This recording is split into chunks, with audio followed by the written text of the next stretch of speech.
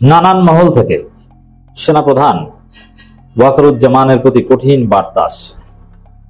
দর্শক, বিভিন্ন জায়গা থেকে বলা হচ্ছে যে ওয়াকারুজ্জামানকে আইনের আওতায় আনতে হবে, তার অপরাধের তদন্ত করতে হবে। বিশেষ করে জুলাই গণঅভ্যুত্থানে কারফিউ চলাকালীন সময়ে সেনাবাহিনী গণহত্যা চালিয়েছিল, সেনাবাহিনীর গুলিতে অনেকে নিহত হয়েছিল। তো সেটা কার নির্দেশ হয়েছিল? এমনকি যে হেলিকপ্টার থেকে গুলি করে শিশু হত্যা, এগুলোর সাথে সেনাবাহিনী জড়িত, এটা তদন্ত কিন্তু চলছে।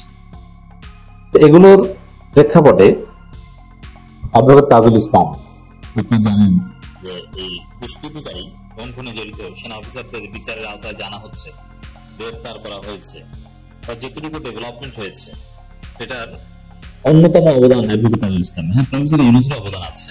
ইউনূস নিজেও এ বিষয়ে বেশ কয়েকবার দেন দরবার করেছেন ওয়াকারের সাথে। ওয়াকার ইউনূসকে অ্যাপ্রোচ করার চেষ্টা করেছিল যে না, আইসিটিতে না, অভিযুক্ত সেনা কর্মকর্তাদের বিচার হবে মিলিটারি ট্রাইব্যুনালে। কিন্তু না, ইউনূস অনার ছিলেন এবং তাজুল ইসলামরা অনার ছিলেন। বিশেষ করে ইউনূস যতই অনার থাকুক, তাজুল ইসলাম যদি সাহসিকতা দেখাতে না পারত, তিনি যদি দৃঢ়ভাবে এভাবে সামনে আগাতে না পারত, তাহলে এই বিচার আমাদের দেখা লাগতো না। তাজুল ইসলামের সাহসিকতা, এমনকি তাজুল ইসলামকে ধমক দিয়েছিল, হুমকি দিয়েছিল ওয়াকার, কিন্তু সবকিছু উপেক্ষা করে তাজুল ইসলাম এই বিচার করছেন, চার্জশিট দিয়েছেন, তদন্ত করেছেন এবং এই তাজুল ইসলামের চলমান প্রেক্ষাপটে স্পষ্ট করে বলেছেন এটা একটা কঠিন বার্তা। করণভুক্ত 15 সেনা কর্মকর্তার বিচারের ক্ষমতা ট্রাইব্যুনালে আছে, আইনি ক্ষমতা আছে, এবং এর মধ্য দিয়ে একটা বার্তা দেওয়া, আপনারা যে যাই বলেন, আইনি ভিত্তি তো আছে এবং আমরা বিচার করতে পারবো। জনগণ এই বিচার চায়, এই বিচারে কেউ বাধা সৃষ্টি করতে পারবে না এবং কোর্টের কাছে প্রডিউস করতে হবে এই অফিসারদের। 22 তারিখের আগে সিভিল প্রশাসনের হাতে এই 15 জনকে হস্তান্তর করতে হবে। তারা থাকবে কেরানীগঞ্জ কারাগারে কিংবা গাজীপুরের কাশিমপুর কারাগারে। দর্শক, এই জায়গায় এই যে আত্মবিশ্বাসী কথা, করণভুক্ত 15 সেনা কর্মকর্তার বিচারের ক্ষমতা ট্রাইব্যুনালে আছে, এর অর্থ বিচার হবে নিশ্চিত। এবং আরো কয়েকটা মামলার পাইপলাইনে আছে। আপনাদের 2টা মামলা হিসাব নিকাশ নিয়ে আমরা মোটামুটি আলোচনা করছি। এই 15 জন 2টা মামলার সাথে জড়িত, কিন্তু আরো 2টা মামলা তদন্তাধীন এবং গুমের সাথে জড়িত অনেকে মামলা করতে চায় না, সেগুলো যাতে করে, অভিযোগ যাতে করে, এই জন্য সরকার এনকারেজ করছেন। আর গুমের সাথে জড়িত ছাড়াও এই জুলাই আন্দোলন, কারফিউ চলাকালীন সময় কে কি করেছে, এগুলো নিয়ে তদন্ত হচ্ছে। অনেকে বলছে যে ওয়াকারের স্ত্রীর কোন অবৈধ সম্পদ আছে কিনা, সেটা নিয়েও দুটো হয়তো নাড়াচাড়া করবে একটা পর্যায়ে। আর ওয়াকারের নিজে ওই হেলিকপ্টার থেকে গুলি করা, লেথল ওয়েপন ব্যবহার করা, সরাসরি গুলি করে মানুষ হত্যা করেছে, ছবি আছে, ভিডিও আছে এই জুলাই আন্দোলনের সময়। এগুলো কেন এবং কার নির্দেশে হয়েছে? এমনিতে কারফিউ জারি করলে সেটা বাস্তবায়ন করতে কিছু কঠোরতা দেখানো, এটা ঠিক আছে, লাঠিচার্জ করতে পারে, অনেক কিছুই করতে পারে, কিন্তু মানুষকে হত্যার উদ্দেশ্যে গুলি করা, এটা মানবতা বিরোধী অপরাধ।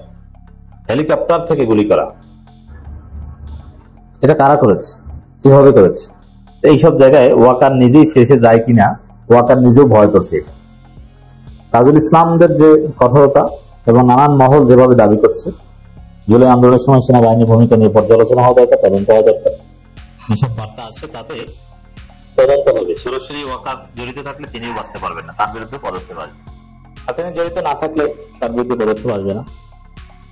এই প্রশ্নটা কিন্তু আসতো না। আমি যেটা বলেছি যে হ্যাঁ, যদি ওয়াকার জুলাই আন্দোলনের সময় গুলি নিয়ে দিয়েও থাকতেন, তারপরে তিনি মাপ পান, ক্ষমা পান। কিভাবে? ওই যে তিনি শেষে ভালো হয়ে গেছেন। এটা হয় যুদ্ধের সময়, পক্ষ চেঞ্জ করলে আগের অপরাধ ক্ষমা হয়।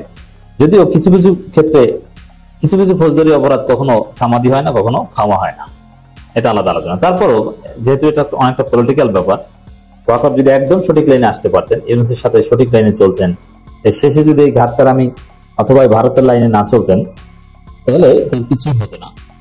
তিনি নতুন বাংলাদেশ গড়তে ভূমিকা পালন করতে পারতেন এবং জাস্ট অভিযুক্ত বা পুরনো গুম খুনের অপরাধীদের বিচার হতো, অথবা জুলাই আন্দোলনে যারা সরাসরি গুলি করেছে সেনাবাহিনী তাদের বিচার হতো। কিন্তু তিনি সেই লাইনে আসেননি, অনেক অবরণের চেষ্টা করেছেন। এ কারণে ওয়াকার নিজেই এখন বিচারের মুখোমুখি হতে পারেন। একটা মামলায় তাকে ঘিরেও তদন্ত হচ্ছে বলে আমরা শুনেছি। গুমের 2 মামলা সহ 3 মামলায় করোনাভুক্ত সেনা কর্মকর্তাদের বিচার করার পূর্ণ আইনি ক্ষমতা আন্তর্জাতিক অপরাধ ট্রাইব্যুনালে রয়েছে বলে জানিয়েছেন chief prosecutor advocate Tajul Islam. মানে এটা একটা আত্মবিশ্বাসী বার্তা, ক্ষমতা আছে এবং এটা হবে।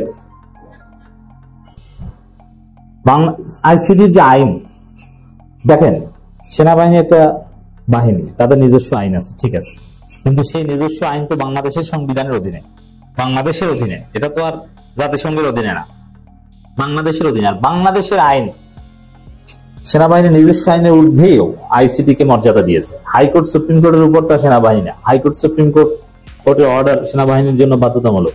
আইসিটি কোর্ট এটা হাইকোর্ট সুপ্রিম কোর্টের সমমর্যাদার, হাইকোর্টের সমমর্যাদার একটা কোর্ট। এই জন্য অ্যাটর্নি জেনারেল একটা পদ, আর আইসিটির যে যিনি চিফ প্রসিকিউটর তিনিও কিন্তু অ্যাটর্নি জেনারেলের সমমর্যাদার। এটা হাইকোর্টের সমমর্যাদার একটা কোর্ট, এবং সেনাবাহিনীর ইন্টারনাল অপরাধের জন্য তাদের কোর্টে বিচার হবে, এটা ঠিক, এটা বাংলাদেশের আইন স্বীকৃত। কিন্তু মানবতা বিরোধী অপরাধ, ক্রাইমস এগেইনস্ট হিউম্যানিটি, এটার বিচার আইসিটিতেই হবে, এটা আইসিটির আইন। তো বাংলাদেশে যদি সেনাবাহিনী অপারেট করতে চায়, বাংলাদেশের সর্বোচ্চ আইন আপনাকে মানতে হবে, সর্বোচ্চ আদালতের নির্দেশনা আপনাকে মানতে হবে। অতএব তাদের বিচার সেনাবাহিনী করবে। আইসিটি আইন এই এখতিয়ার দিয়েছে। যেমন বাংলাদেশ সরকার চাইলে এই আইন করতে পারে, বাংলাদেশ সরকার চাইলে সেনাবাহিনীর যে কোর্ট মার্শাল ওটাও বাতিল করে দিতে পারে, বাংলাদেশ সরকার চাইলে সেনাবাহিনী বিলুপ্ত করে দিতে পারে। এটা তো বাংলাদেশ সরকারের অধীনে, এটা তো জাতিসংঘের অধীনে কিংবা ফেরেশতাদের অধীনে না, লাইহুল মাহফুজের অধীনে না। তো এইসব যুক্তিযুক্তি কোথায় দেয়? তো বিচার এই আইনই হবে, ট্রাইব্যুনালই হবে, এই ক্ষমতা আছে, এবং অবশ্যই তাদেরকে আদালতে উপস্থাপন করতে হবে। এই ধরনের স্পষ্ট বার্তা দিয়ে দিয়েছেন, এবং একজন যে পালিয়েছে, পালাতে কারা সহযোগিতা করেছে এটাও খুঁজে বের করতে হবে। কেউ বাঁচাতে পারবে না, সেনা প্রধান অপরাধী হলে তাকেও কেউ বাঁচাতে পারবে না।